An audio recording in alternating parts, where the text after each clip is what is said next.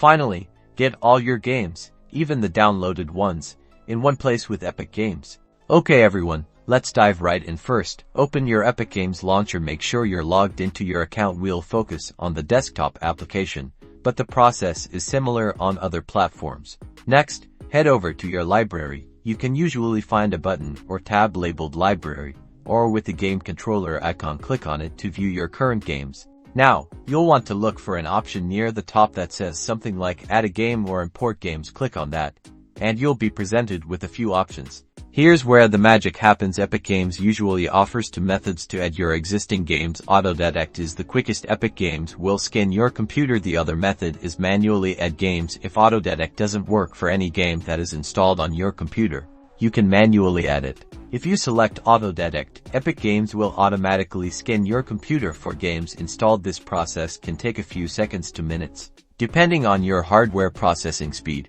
or how many games you have during the scan.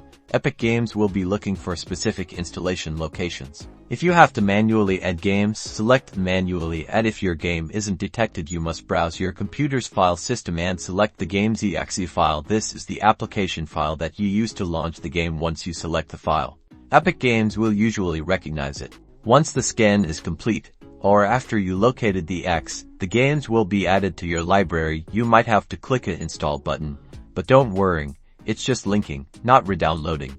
And that's it. All your imported games should now appear in your Epic Games library, ready to launch from one convenient location. Now you can play directly from the Epic Games launcher. Don't forget to like and subscribe. #EpicGames #Game Library.